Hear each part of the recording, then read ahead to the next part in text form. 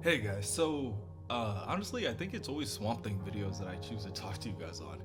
But we are back with more Swamp Thing, and this is actually the last part of book number 1. I don't know why it took me so long to upload this, but we are going to test this series out again since it's coming back to the CW, or it's going to the CW for the first time from the DC app and all that. But whatever. This story, we get more Etrigan the Demon and the Monkey King. So just be prepared for a lot of rhyming. But trust me, the rhymes pay off in the very end. But, anyway, I hope everyone had a great day. I hope everyone is having a great evening, and I hope you all enjoy. The frozen tableau, crystallized in time, hangs poised like spilled blood yet to reach the ground. The terror of the audience turns to mime. Their screaming masks make the slightest sound. A gourmet of despair to give me pleasure, to chew upon this instant at my leisure. See here the poor bewildered orphan boy, whose parents set the monkey devil free, perceiving magic as some parlor toy. Their lives were forfeit and his sanity. And here, behold that pestilential ape. Its grip upon his arm could not be faster. Its name is Fear. Like fear, it alters shape, and yet it licks his hand and calls him master. As for these shrieking statues, I'll not weep. They'll perish as they lived, dazed, witless sheep. In slaughterhouses, far beyond their ken, I shed no tear for those that die unshriven, for they are men, just men. And what are men but chariots of wrath by demons driven? The battle is engaged, the moment gone. Draw back the curtain, dim the lights, play on. Etrigan the Demon jumps from a hole in the roof and cackles maniacally as he claws down the back of the Monkey King. The Monkey King screams out in pain as it turns to face the demon, and they quickly begin to attack one another in front of the innocent children, Abigail and Swamp Thing.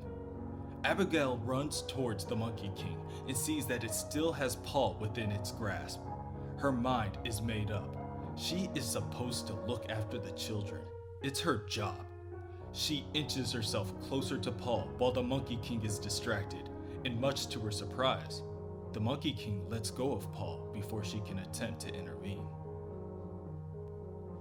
Etrigan climbs onto the back of the Monkey King and starts pulling and tearing at its amorphous skin. The Monkey King lets go of Paul and attempts to fling Etrigan off its back, but as it does, it sees Abigail approach. It sees Abigail as she kneels down to pick up Paul and carry him elsewhere. Its eyes glow red and tears begin to form before the Monkey King screeches in confusion and anger. In one motion, it grabs onto Etrigan and slams the demon face first into the floor. Abigail holds Paul close and covers his eyes as she runs away. The Monkey King attempts to chase after her, but Swamp Thing stops it in its tracks with a powerful punch. He then turns to Abigail and tells her, "The swamp, Abby. Run for the swamp."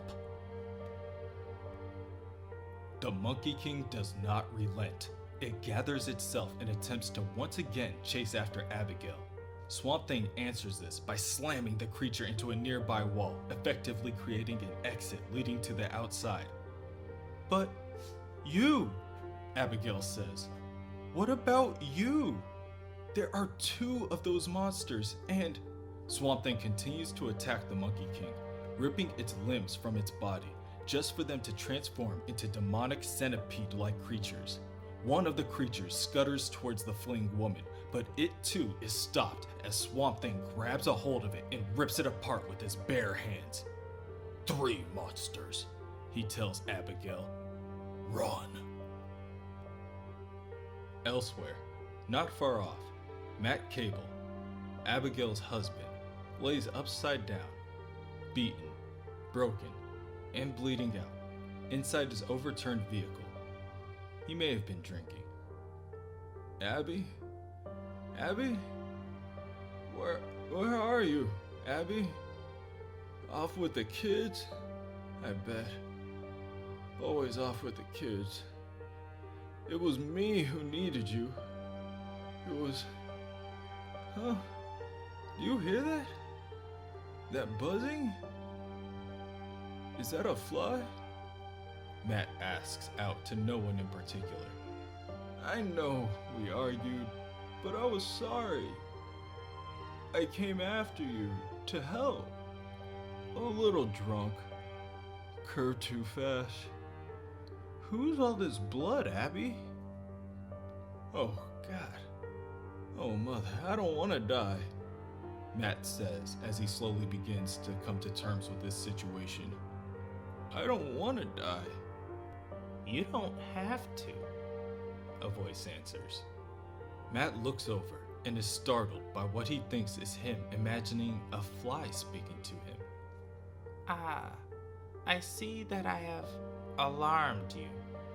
Please, feel free to scream if you want to. There is no one to hear, and I shall still be here when you are finished. In the swamp, Abigail sprints as she holds onto Paul's hand, begging him to try to keep up. The Monkey King, Paul explains. It came. Monkeyki. Yes! Okay! Abigail snaps. I know how to spell Monkey King! Paul begins to cry and he flinches as Abigail raises her voice. She instantly attempts to apologize for her outburst. She's just scared is all. She too begins to cry out of fear when two beady eyes illuminate in the night nearby. Etrigan approaches out of nowhere and pushes Abigail to the side. Thus, fear brings anger, which in turn breeds fear. This cancer must be curbed. My choice is clear. The ape battling with the thing of moss, his small, reluctant master quite forgot. Soon it will pause and realize its loss. Its howl will come too late and matters not. By then, the child that binds it to this plane shall be consumed. Abigail attempts to attack Etrigan herself as he easily dispatches her with a single strike before continuing. And nothing shall remain. Fear not, for pain is short and death is long. Though as to what dreams follow, legends vary. They also suffer, those that do no wrong. Your death is small, but is it necessary? Swamp Thing catches up to the others and approaches the demon from behind. First, Swamp Thing pulls a tree out of the ground, roots and all, before slamming it atop of Etrigan's collarbone. So, the demon begins, you escaped the monkey's festering clutch. Perhaps you had no fear for it to use. I'll own, it does not interest me much. You'd play dice with a demon, sir, and lose. Etrigan begins to lose himself to rage. It wipes its drooling mouth before lunging at Swamp Thing for a counterattack. Etrigan slashes down with enough force to topple a tree of his own, and it results in him ripping a limb off of Swamp Thing's body. Swamp Thing quietly looks back at the demon, who is now examining Swamp Thing to see what other trick the monster had under its sleeve. Without responding, Swamp Thing looks down at his fallen arm, lifts it, and holds it against his shoulder as he watches as the small green fibers that make up his body reattach his limb. Once fully attached and back to functioning, Swamp Thing attacks back with a powerful strike of his own. While the two monsters fight, Abigail lifts up Paul and races back into the swamp. She keeps repeating to Paul not to worry. The big green man is her friend and he won't let anything happen to the two of them. You'll see, she tells Paul as she steps through the darkness, dodging both branch and vine alike, making her way within the maze of the marsh. Suddenly, she feels a drop of water land on her forehead. When she looks up, she doesn't see a single cloud in sight. Instead, she is greeted by the Monkey King, salivating as it prepares for its next meal. Back inside the overturned car, Matt grows tired of screaming for help. Perhaps you'll listen to my proposal now, Mr. Cable, The Fly says. or may I call you Matthew? Your body is quite smashed, I'm afraid. I fear that you will bleed to death within the hour, unless you prefer not to, in which case I may be able to help. You're not real, Matt tells the Fly. You're a hallucination. But of course I'm an hallucination. So there's nothing to worry about, is there? No, I guess not. Please, I want to live. I have a wife. Yes, of course you do. Of course. Now, if you want to see her again, I'm afraid you'll have to do something rather unpleasant first. It's always the way with these things, and it won't take long. What should I do? Well, you'll have to open your mouth as wide as it can go. Oh, yes, that's splendid. Now, this next part will be the worst. The Fly enters into Matthew's open mouth. There. That wasn't so bad, was it? Now, for my side of the bargain. Back within the swamp, Abigail remembers what Paul told her previously about the Monkey King. Whatever you're afraid of, that's what it looks like. The Monkey King leaps down from the trees above and lands on top of Abigail and begins to claw at her face. The Monkey King's own face begins to morph and distort to something much more familiar to Abigail. As the Monkey King begins to transform its face into the face of her husband, Abigail lets out a shriek in terror. The drooling, savage, distorted face of her husband repeatedly calls out to her, Abby, Abby, I love you, Abby. Paul watches as the Monkey King tortures Abigail and something within him snaps. No! Leave her alone! The Monkey King looks away from Abigail and begins to transform back into its original form before promptly transforming into Paul's own mother. No! You killed my mom and you killed my dad! But I'm not afraid of you! The Monkey King attempts to trick Paul, but its efforts are in vain. No! You're not my mom! My mom is dead! D-E-A-D! You're a scummy little monkey and you don't scare me! The Monkey King begins to cower, shrink, and shrivel as Abigail, Etrigan, and Swamp Thing can do little more than watch in awe. You're a liar! Paul continues. You just pretend to be things. Well, you can pretend to be a snake or a wolf or a monster, and I don't care. You're not frightening me. The Monkey King continues to shrink, and Paul picks up the creature and continues to berate it. Little kittens are scarier than you. You're not as scary as a mouse. Not even as scary as a bug.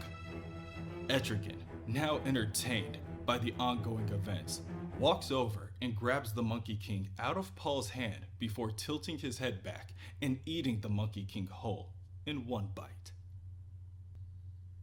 Fear, no matter how small it has grown, retains a certain flavor of its own. He looks down to the child and in his own way congratulates Paul. The ape is caged. It seems where demons fail and monsters falter, angels may prevail. You have my thanks. One warning I'll afford. Your parents freed the monkey with a charm spelled out in random letters on a board. Was there some further fiend that nudged their arm? The answer, madam, is for you to know. I've said too much. My job is done. I go. Etrigan begins to sink off into the distance, and Abigail calls out for him to wait. He must have been talking about her, and she has to know what he meant. She begins to chase after Etrigan, telling Swamp Thing that this is something important. She can feel it, and she just has to know. And while she handles that, all she asks is that Swamp Thing returns Paul to Elysium Lawns. Swamp Thing obliges and grabs a hold of Paul's hand as they watch Abigail scurry off into the distance. He asks Paul if he is scared, and Paul just responds, "No, not anymore. Can I go home now, please?" They make their way back through the swamp, hand in hand, and Paul turns to ask, "Were you scared when the Monkey King jumped on you? What did you see?" Swamp Thing thinks about it for a second before responding. "I saw fire. Once I knew someone who died by fire." "And you were afraid?" "Yes, a little." Paul smiles at this realization before ending by saying, "That's good. I mean, you know, it makes me feel better. I mean, if even monsters get scared sometimes, then it isn't so bad, is it?" Swamp Thing smiles and tells Paul, "No, it isn't so bad." Elsewhere, Abigail tracks down Etrigan's footsteps and finds Jason Blood within a thicket of trees. Attempting to regain his composure, he says, "Mrs. Cable? You must forgive me. I am indisposed." Abigail steps closer to Jason. You and that demon, you're the same person." "Yes," Jason responds. "Yes, I suppose we are. It hasn't always been this way. Once we were very different, our psyches constantly at war. We struck a bargain, a spiritual compromise. We would grow more like each other. There would be a balance. But a bargain with a demon is no bargain at all. Demons cheat. It's in their nature." Jason stares off into the distance as he continues. "Oh yes, I have grown more like Etrigan. And he too has grown more like Etrigan. He has merely borrowed a little of my intellect, my vocabulary. He has not changed. We are still at war, and I still fear I am losing." Abigail interrupts Jason to tell him that she doesn't understand anything that he is saying, but the demon said something about her, a warning. Jason does not look back at Abigail. Instead, he continues to move forward into the distance, leaving her with, "A warning? I cannot help you, Mrs. Cable. Etrigan knows things that I do not.